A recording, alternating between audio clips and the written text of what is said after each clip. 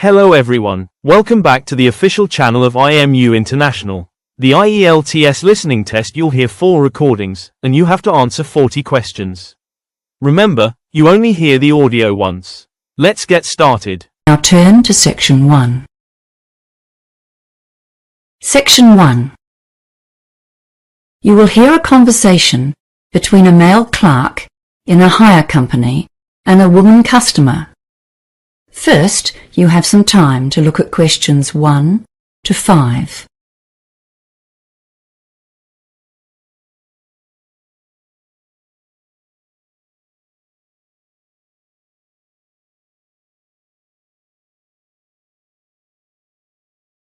Now we shall begin.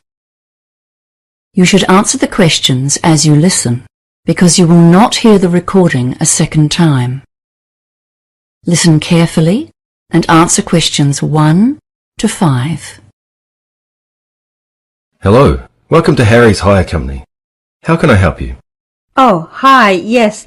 I've come in to find out about renting stuff for a 21st birthday party. Yes, of course.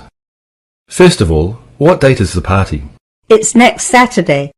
That was the closest we could get to the actual birthday, which is the 22nd of November. Gosh, it's hard to believe it was 21 years ago. Seems like yesterday. So the 18th of November? No, sorry, I meant the following Saturday, the 25th. Okay, we have just about everything here. Tableware, marquees, you name it, we rent it. What size of event are we talking about here? Yes, that's a good question.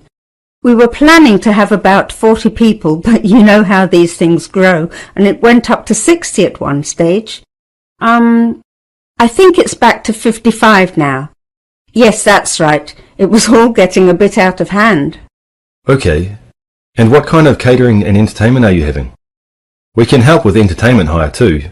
You know, if you need microphones or a sound system. Oh, that's good. We've booked a catering company and they're providing a meal. It's nothing elaborate, just finger food snacks and then a simple buffet meal.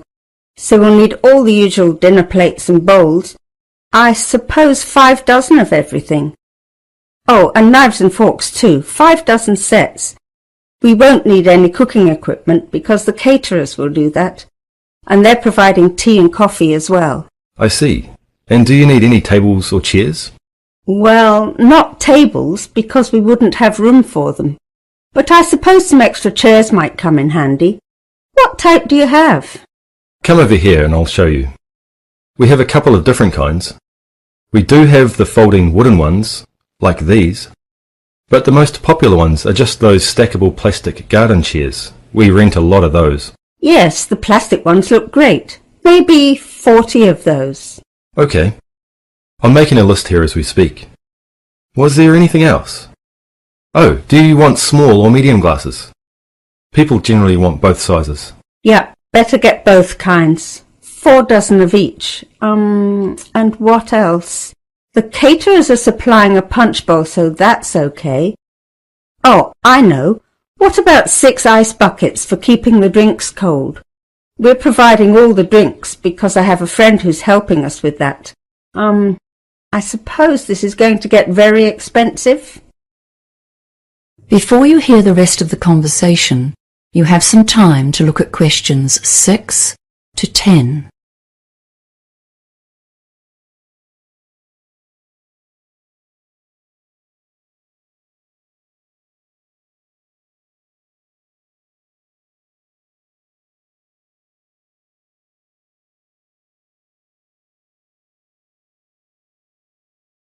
Now listen and answer questions 6 to 10. Well, let's talk about our packages and rental deals. Firstly, what day do you want to collect the equipment? Oh, I'm not sure. Does that make a difference to the price? Well, the weekend package deal is to pick up after 5 p.m. on Friday and drop off before 10 a.m. on Monday. That will be $1,600 plus tax. If you want to save a bit of money, you can collect the equipment on the day of the party before 5 p.m. and drop off on the Monday before 10 a.m. and that will be $1,350 plus tax. That's called the same day package. Your party numbers come between our small and medium price packages, I'm afraid. So in fact, you could rent a few extra of everything for the same price. I see.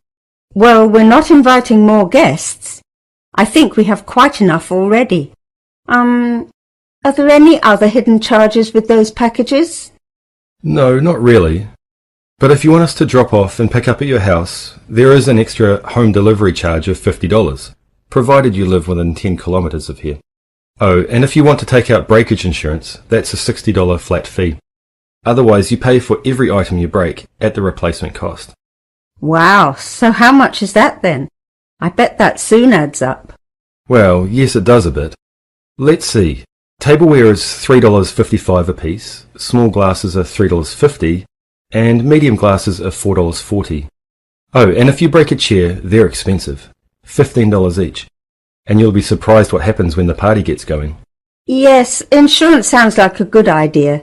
And I think I'll take the weekend package deal, thanks. It's much more convenient, isn't it? And not much more expensive. Okay, so let's take a few details then. Your name? Oh, it's Susan Millins. Is that Miller? No, it's Millins. Right. And your address, please? 28B Sandstone Close, Martinsborough. And just to confirm the order, the medium-sized party weekend package with breakage insurance. And did you want to collect this yourself? Yes, thank you. I do live within 10 k's, but I don't want to pay any extra charges. I'll get my son to help me. Okay. We'll need an emergency contact number, just in case anything goes wrong. Oh, and credit card details, of course. Oh, yes, of course. The phone number is 084-398-7695. Okay, thank you. And now the credit card. That is the end of section 1. You now have half a minute to check your answers.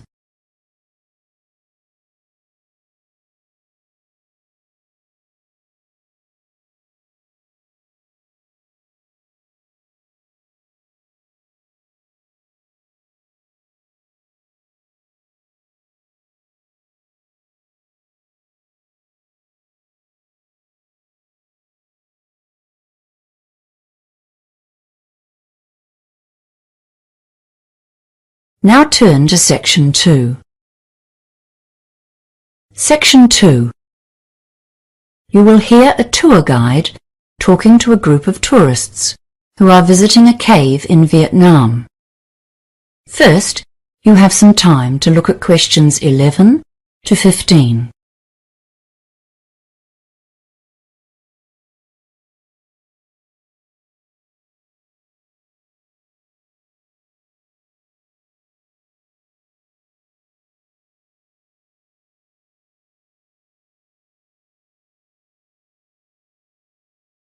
Now listen carefully and answer questions 11 to 15. Good morning, everyone. Welcome to our visit to one of the most famous caves in Vietnam. As you know, this cave is famous for its wildlife, and one of the creatures you will observe in here is the small cave cockroach. They live mostly on the bird and bat droppings that are so plentiful in the caves. The guardrails along the trails are covered with these droppings, and this makes a feast for the cockroaches, so be careful where you put your hands. They will not harm you, but it can be a shock if you touch them. Once you're in one of the main caves, look out for the green centipedes. They will not be on the trail, but can often be seen on the wall close by. They feed on other insects and are fascinating to look at because of their colour and, of course, their many legs. Please do not try to pick one up, though. These centipedes have a very nasty poisonous bite. There are also deep red millipedes. These have a fully rounded shape, and they look like a streamlined, elongated train with 100 or so closely packed legs extending right and left. When you get to the large, high caves, you should look right up above you for the swifts and bats. The bats in this cave are mostly a type of dwarf bat, which are common in this part of the world. They will be clustered high up against the walls, maybe 100 or 200 together. They look like shadows high on the walls of the cave.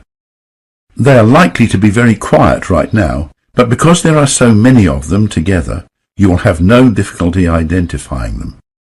They sleep all day until they all leave the cave in a massive flock on their nightly hunt for flying insects. The swifts are the creatures you can see flying around during the day, especially if they have young ones to feed. They can navigate in the darkness here and will fly outside in ones and twos at dusk to catch small winged insects like mosquitoes. However, they tend to return before it's pitch black outside, and they do not hunt at night. The swifts make nests, usually higher up on the ceiling of the cave. Before you hear the rest of the talk, you have some time to look at questions 16 to 20.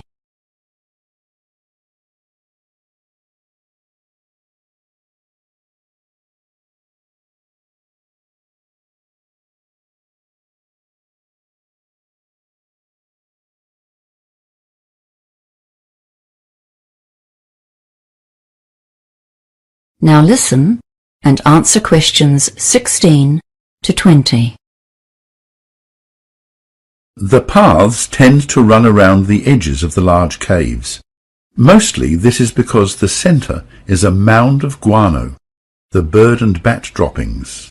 This is also the source of the strong smell inside the caves. You may not like this smell, but the locals know its economic value. They have harvested the products of these caves for centuries. The guano is very valuable as fertilizer, and so it's collected each year, once the young birds have grown and the swifts have abandoned their nests. The guano is not the only valuable byproduct of the wildlife here. As you travel through the caves, you will notice some bamboo structures. These very flimsy-looking sets of poles that go a full 100 meters right up to the roof are what the locals climb up to gather the swifts' nests. These are even more valuable than the guano, as they are the main ingredient in bird's nest soup. Before you begin, it's time for some safety instructions. As you probably know, this is a huge limestone cave that goes about 1 kilometer back into the hills, and in places it's 100 meters in height and 300 meters wide. There's no need to crawl around in here as you do in other caves, but it's dark inside, of course. That's why I insisted you bring a working light. Please check that it shines brightly, and ensure that you stay together with others who have a good torch. In one of the larger areas of the cave, the roof is pierced, so some sunlight will get through. It is best to turn your torches off if you can see well and save your batteries. It's a good idea to put your waterproof jacket on now. The walls may be wet, but that's not the main reason for the jacket. The bats and birds do excrete, and they're above you, so just in case. And of course, your hat or hood also keeps you safe from animal droppings. It's not advisable to use the guardrails as handholds. There are lots of droppings on those rails, and don't forget the cockroaches. You absolutely must follow the marked trails. The guardrails on either side are put there so that you cannot mistake them. We take no responsibility for your safety if you go over or under the rails into other cave areas. Keep your torches shining on the path whenever you are moving, just to be sure of your footing, and don't try to go too fast. You might trip, and you will certainly miss some of the fascinating wildlife in the cave. Now, it's time to begin the tour. That is the end of section 2. You now have half a minute to check your answers.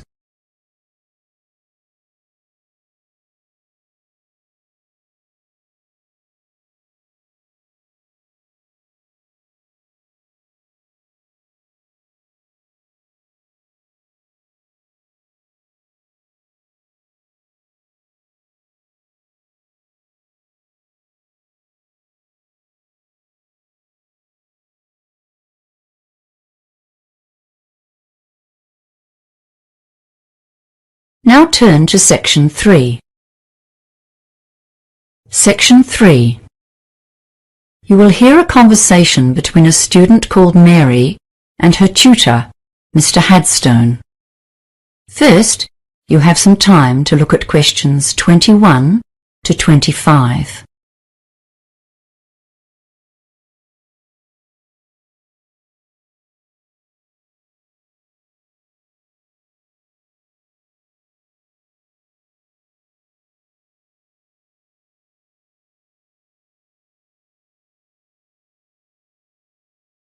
Now listen carefully and answer questions 21 to 25. Hello, Mr. Hadstone. Is this the right time for our meeting? Yes, it is. Thanks for coming in at such a late hour, Mary. I know you've had a busy day studying and will be keen to get home.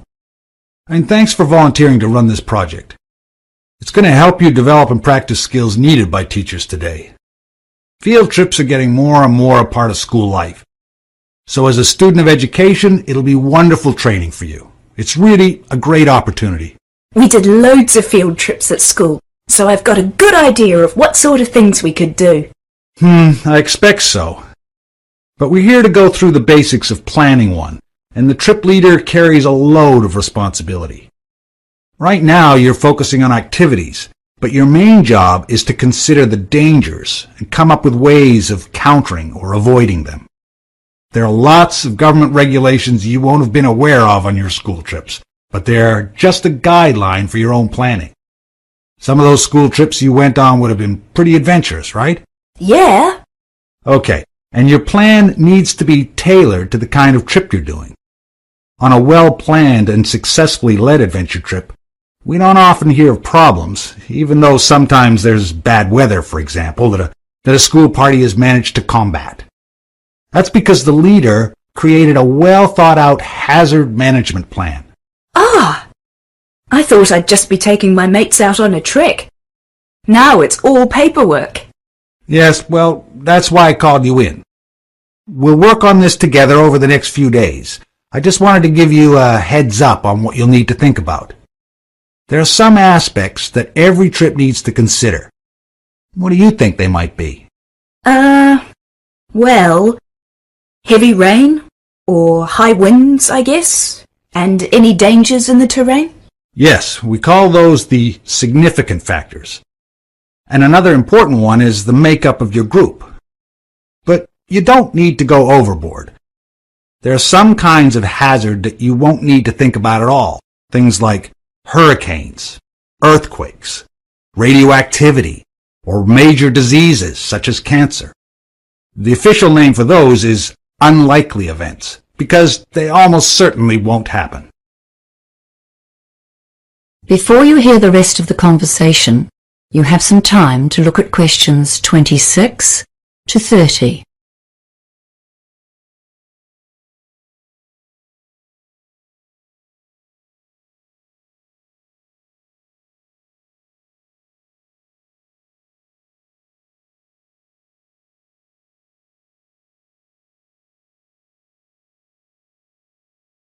Now listen and answer questions 26 to 30.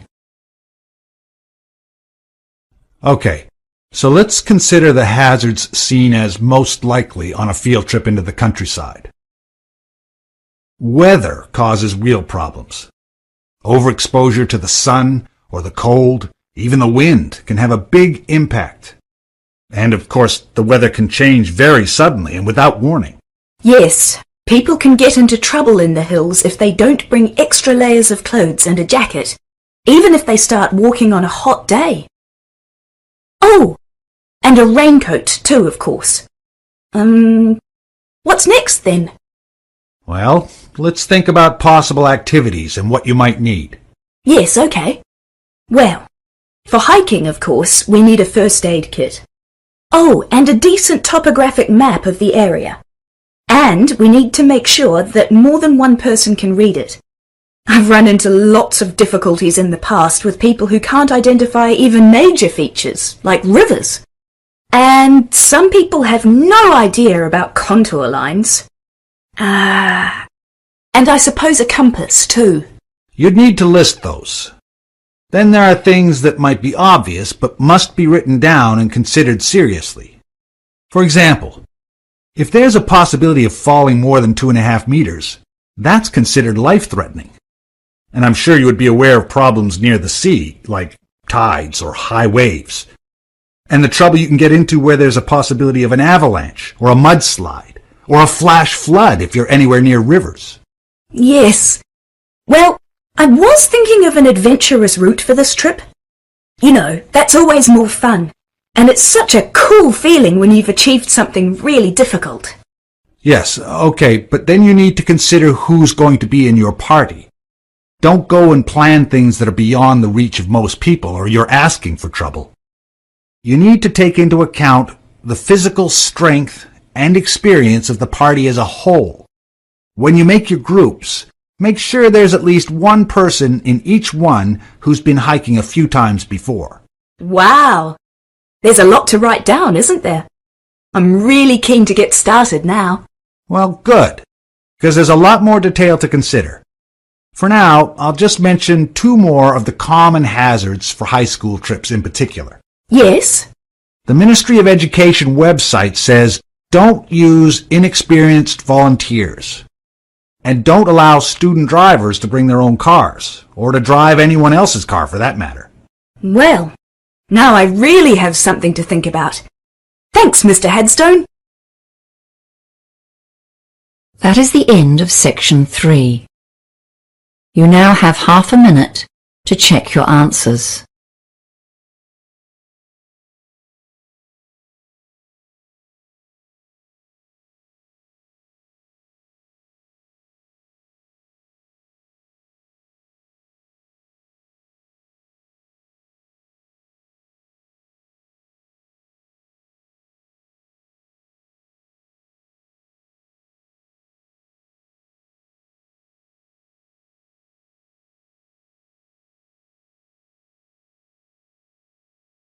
Now turn to section 4. Section 4. You will hear a lecturer giving a talk on cochlear implants. First, you have some time to look at questions 31 to 40.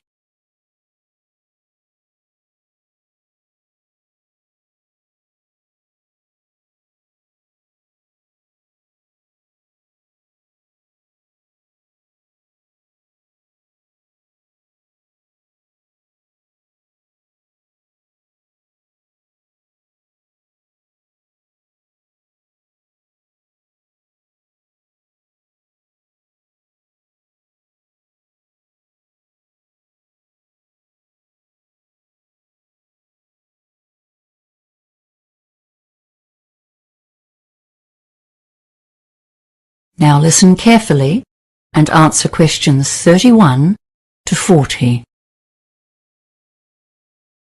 The topic for today's lecture is cochlear implants, which are a relatively new form of technology for assisting people who are profoundly deaf.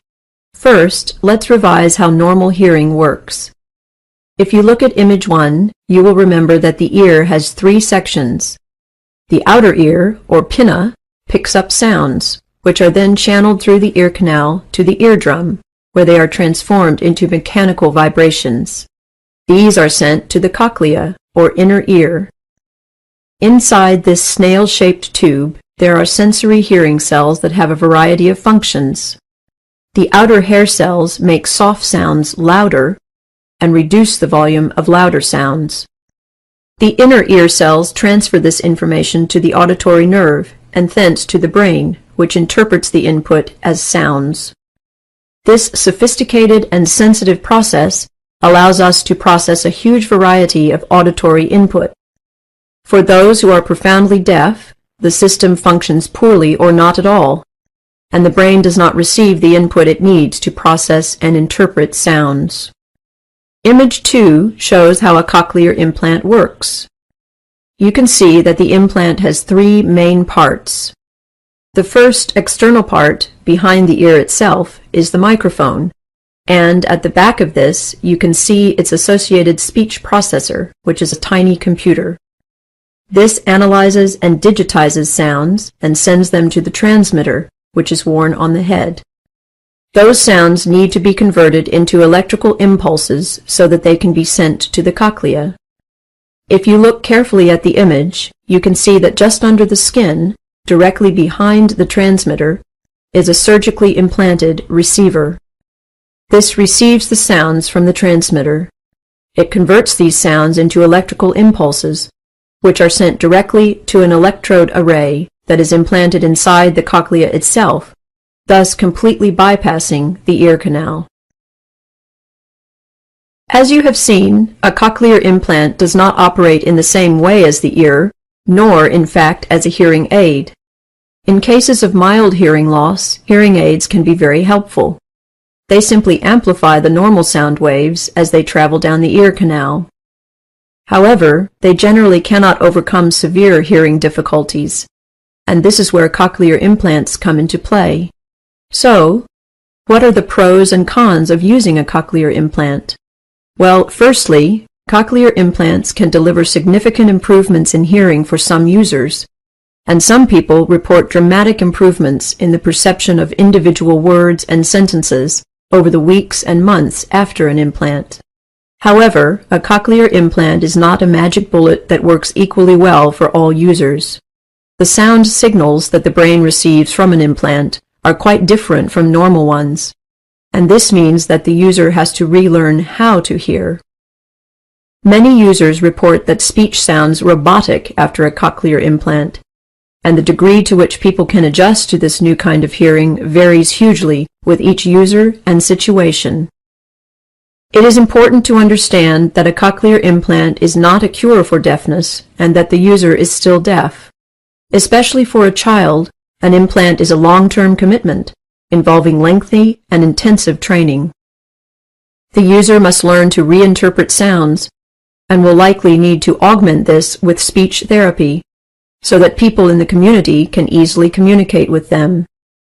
The implants work much better in quiet situations than in noisy ones, so they still need to learn to lip read and to use sign language. The surgery itself is not without risk, though it has greatly improved since it was first performed, and there is some possibility of damage to facial nerves. Another disadvantage of a cochlear implant is that the surgery may remove any natural hearing that the deaf person still retains. This takes away the possibility of using a hearing aid should the implant not be effective. For this reason, many users have implant surgery performed on only one ear, the one with the least natural hearing. So, who is best suited to receiving an implant? Many factors impact on this decision. The most significant one appears to be the duration of the deafness, and as you would expect, those who have been deaf for a long time generally have lower success rates. The second related factor is how old the patient was when they became deaf, and maybe more significantly, whether they had learned to speak before they became deaf. Those who become deaf postlingually generally have better outcomes. Another factor is the health and structure of the cochlea and how many nerve cells the user retains. This is related to the cause of the hearing loss, and recent research is exploring how the spinal ganglion or nerve cells are affected by disease. That is the end of section 4. That concludes today's IELTS listening mock test. How did you perform? Compare your answers with the key provided to see your estimated band score. If you're ready to take your preparation to the next level, join us at IMU International. From intensive IELTS workshops to free student visa consultancy, we provide the expert guidance you need to succeed in 2026. Visit our centers in Navsari or Billamora to start your journey today. Don't forget to like this video and subscribe for more professional training from IMU International. Good luck with your studies, and we'll see you in the next session.